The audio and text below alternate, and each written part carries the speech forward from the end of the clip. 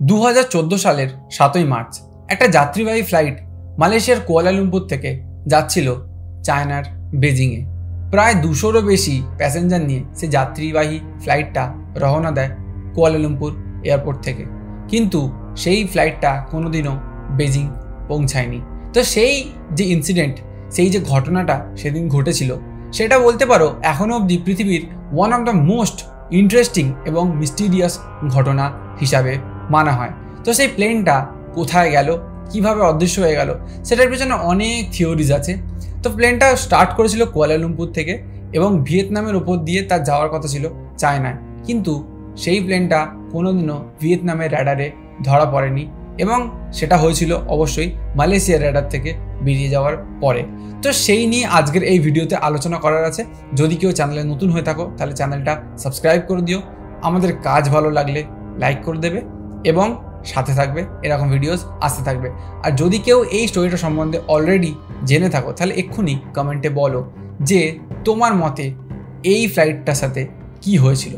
দেখো, যেটা কথিত আছে বা যেটা চারিদিকে রটে আছে যে এটা একটা খুব বড় মিস্ট্রি, যে ফ্লাইটটা গায়েব হয়ে যায়, এখানে নাকি কোনো এলিয়েনের কারসাজি থাকতে পারে। এটা হচ্ছে আমাদের পুরো পৃথিবীতে একটা বড় মিস্ট্রি হিসাবে এটা রটে আছে যে এলিয়েনের হাত আছে এখানে। কিন্তু এর পেছনে অনেক না পলিটিক্যাল রিজনসও আছে। তো তোমাদেরকে আমি আগে এলিয়েন গল্পটা বলে দিই, তারপরে আমরা পলিটিক্যাল রিজনসের দিকে যাব। দেখো কি হয়েছিল কি, এই ফ্লাইটটা যেই মুহূর্তে মালয়েশিয়ার র্যাডার ছাড়ে এবং ভিয়েতনামের র্যাডারের মধ্যে ঢুকবে, সেখানে একটা গ্যাপ ছিল। আর যেহেতু মধ্যরাত, অনেকে জিনিসটাকে একটু হলেও বেখেয়ালি তো ছিলই, তার মধ্যে যে জিনিসটাকে অতটা ভালো করে খেয়াল করা হয়নি, এরকম ইনসিডেন্ট তো ছিলই। তো বলা হয় যে ওই যে টাইম ফ্রেমটা ছিল, সেই টাইম ফ্রেমের পর ওই ফ্লাইটটাকে আর কোনোদিনও খুঁজে পাওয়া যায়নি। অনেকে বলে যে এখানে র্যাডারে ধরা পড়েছিল যে ওই ফ্লাইটটার চারপাশে 3টে আলো কনস্ট্যান্টলি কিছুক্ষণ ঘুরতে থাকে, মিনিট 2-3 মতো ওটা ঘোরার পরে হঠাৎ করে প্লেনটা গায়েব হয়ে যায়।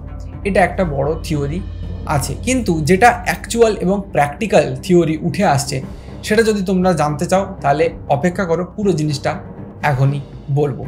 দেখো, সেই দিন ওই ফ্লাইটটা স্টার্ট করেছিল বেশ রাতের দিকে কুয়ালালামপুর এয়ারপোর্ট থেকে। তো কুয়ালালামপুর এয়ারপোর্ট থেকে যখন ছাড়ে তখন ওখানে ক্যাপ্টেন ছিল দুজন, একজন যে তার ট্রেনিং ফেজে ছিল আর একজন যে খুবই ভেটারেন ছিল। তো এই দুজন ওই ফ্লাইটটার চার্জে ছিল এবং দুজনে মিলে ওখান থেকে ফ্লাইটটাকে স্টার্ট করে। তো ফ্লাইটটাকে রেডি করে স্টার্ট করার দায়িত্ব ছিল ওই ভেটারেন ক্যাপ্টেনটার ওপরে এবং ফ্লাইটটাকে উড়িয়ে নিয়ে যাওয়ার দায়িত্ব ছিল ওই নতুন ছেলেটার ওপরে। তো মাঝ আকাশে যাওয়ার পরে কোনো এক কারণে ওই ভেটারেন ক্যাপ্টেনটা ওই ইয়াং ছেলেটাকে বলে যে তুমি একটা কফি নিয়ে এসো। যদিও সেটা এয়ারপ্লেনের যারা ক্রিউ মেম্বার থাকে তাদের আনার কথা, কিন্তু যেহেতু অত ভেটারেন একটা লোক বলেছিল সেই জন্য সেই ছেলেটি না করতে পারেনি।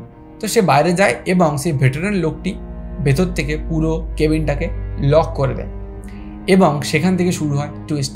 তো অনেকে বলে যে ওখানের কোনো পলিটিশিয়ানের সাথে ওনার হাত ছিল এবং সেই পলিটিশিয়ানের হেরে যাওয়ার জন্য উনি এরকম রিভেঞ্জ নিয়েছিলেন বা ওনাকে বের করে দেওয়ার জন্য উনি রিভেঞ্জ নিয়েছিলেন, এটা থিওরিতে আছে। তো সেই থিওরিটাই আমরা সবথেকে প্র্যাকটিক্যাল হিসাবে মেনে নিয়েছি এবং সেটাকেই তোমাদের বলছি।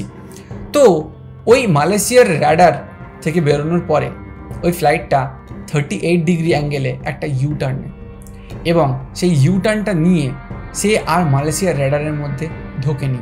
সে এমনই একটা পাথ ফলো করেছিল যেটা ঠিক ইন্দোনেশিয়া এবং মালয়েশিয়ার বর্ডারের ওপর দিয়ে যায় এবং এমন একটা জায়গা যেখানে কোনো র্যাডার সিস্টেম ভালো করে কাজ করে না। তারপরে সেই ফ্লাইটটা এগিয়ে গিয়ে যখন দেখেছে যে সুমাত্রা, যেটা ইন্দোনেশিয়ার আন্ডারে আছে, সেই দেশের ওপর দিয়ে তাকে যেতে হবে, তখন সে আবার একটা রাইট টার্ন মেরে পুরো ইউ টার্ন মেরে জিনিসটাকে নিয়ে আসে ইন্ডিয়ান ওশানের ওপরে। সেই ফ্লাইটটা ইন্ডিয়ান ওশানের ওপরে নিয়ে এসে ওটাকে পুরো অটো পাইলটে ফেলে দিয়ে 5 ঘন্টার এয়ারটাকে চালানোর মতো বা প্লেনটাকে চালানোর মতো ফিউয়েল তাদের কাছে পড়েছিল। তো সেই 5 ঘন্টার জন্য অটো পাইলটে করে দিয়ে তিনি নিঃসন্দেহে ঘুমিয়ে যান এবং তিনি কি করেছিলেন, তিনি এই টাইমের মধ্যে গেটটাকে তো লক করে দেন যেখানে ওই ছেলেটি, নতুন ছেলেটি কোনোভাবেই ঢুকতে পারবেন না। এবং উনি কি করেছিলেন যে পুরো এরোপ্লেনের যে এয়ারটা ছিল, কম্প্রেসড এয়ার, যেটার ওপরে বেশ করে পুরো যে যাত্রীরা ছিল তারা তাদের এয়ারটা অক্সিজেনটা পাচ্ছিল, সেই এয়ারটাকে রিলিজ করে দেয় মাঝ আকাশে এবং ম্যাক্সিমাম মানুষ প্রায় অক্সিজেনের কমিতে অচৈতন্য হয়ে যায় এবং অনেকে মারাও যান। তো সেই প্লেনটি অস্ট্রেলিয়ার দিকে অ্যাঙ্গেল করে উড়তে উড়তে একটা টাইমে গিয়ে ধ্বংস হয়ে বা ফিউয়েল শেষ হয়ে পড়ে যায়। তো ওটাকে খোঁজার জন্য অনেক সার্চ অপারেশন হয়, কিন্তু সবথেকে বড় ইন্টারেস্টিং ব্যাপার হচ্ছে এই থিওরিটাকে যদি আমরা মেনে নিই, তাও আমরা যে যে জিনিসগুলোকে রেস্কিউ করতে পেরেছি সেখান থেকে একটুও প্রমাণ হয় না যে ওটা ওই ফ্লাইটটারই কোনো লেফট আউট বা ব্রোকেন পার্ট ছিল। তো এখানেই আসে মিস্ট্রি, যে এখানে কি সত্যিই তাহলে কোনো এলিয়েনের হাত ছিল, নাকি এটা পুরো একটা সাজানো গল্প, বা অনেকে এটাতে অ্যাজিউম করেছিল যে প্লেনটা হাইজ্যাক হয়েছে। যদি প্লেনটা হাইজ্যাকই হয়ে থাকতো তাহলে সে প্লেনটা কোথাও না কোথাও ল্যান্ড করতো, বা যারা হাইজ্যাকার তারা কিছু না কিছু ডিমান্ড করতো, সেসব তো কোনো কলস আসেনি। এবং কিছু ইরানিয়ান লোক যারা নাকি ভুয়ো পাসপোর্ট নিয়ে ওই প্লেনটায় যাত্রা করছিল, তাদেরও জিনিসপত্র নিয়ে তাদের ওপর বেস করে অনেক কিছু ট্র্যাকিং করা হয়, যারা অবভিয়াসলি তাদেরকেও খুঁজে পাওয়া যায়নি, কিন্তু তাদের ঠিকানার ওপর ডিপেন্ড করে, তাদের ব্যাক হিস্ট্রির ওপর ডিপেন্ড করে অনেক কিছু খোঁজা হয়। কিন্তু না, সেখান থেকেও কোনো হাইজ্যাকিংয়ের কোনো সম্ভাবনা এখানে আসেনি। তো সম্ভাবনা রয়ে যায় যে যে ওই মেম্বারটি যিনি এই প্লেনটাকে হয়তো ইচ্ছা করে ক্র্যাশ করাতে পারেন, উনি যেহেতু পলিটিক্যাল পার্টির সাথে রিলেটেড ছিলেন, সেই জন্য এটা একটা রিভেঞ্জ টাইপের হতে পারে, অথবা সত্যি কি এটা কোনো এলিয়েন অ্যাক্টিভিটি। তো সেই জন্য এটা নিয়ে অনেক রিসার্চ ঘটে। 2-3 দিন ধরে টানা গোটা ইন্ডিয়ান ওশেনে, ওই দিকে আপনাদের প্যাসিফিক ওশেনের দিকে, সব জায়গাতে অনেক দূর দূরান্ত অবধি এই ফ্লাইটটাকে খোঁজা হয়, কিন্তু তেমনভাবে ওই ফ্লাইটটাই চিহ্নিত করার মতো কোনো ঘটনা বা কোনো প্রমাণ আমরা পাইনি। তো আমরা এটা মেনে চলতে পারি যে এটা একটা, বলতে পারেন যে প্ল্যানফুলি ফ্লাইটটাকে ডিস্ট্রয় করার কোনো প্ল্যান ছিল। কিন্তু যদি এলিয়েনের গল্প হয় তাহলে কিন্তু জিনিসটা সিরিয়াস হতে পারে। মানে সেই ফ্লাইটটা যে ফুটেজেসগুলো আমরা হয়তো সবাই দেখেছি MH370 ওপরে, যে 3টে ডট ডট লাইট ওর চারপাশে ঘুরছে, ঘুরতে ঘুরতে ঘুরতে ঘুরতে হঠাৎ করে ফ্লাইটটা গায়েব হয়ে গেল, তো সেটা যদি সত্যি হয় তাহলে কিন্তু সমস্যা আছে। তো এটাই ছিল আজকের স্টোরি। কেমন লাগলো বলবেন, আর যদি কারোর এই ধরনের ইন্টারেস্টিং ঘটনা ভালো লাগে তাহলে কমেন্ট করে অবশ্যই জানাবেন। ইন্টারেস্টিং ঘটনা নিয়ে আমি আরও আসবো। আর যদি তোমাদের কাছে কোনো ইন্টারেস্টিং ঘটনা থাকে তাহলে অবশ্যই জানিও আমাকে, আমি কভার করার চেষ্টা করব।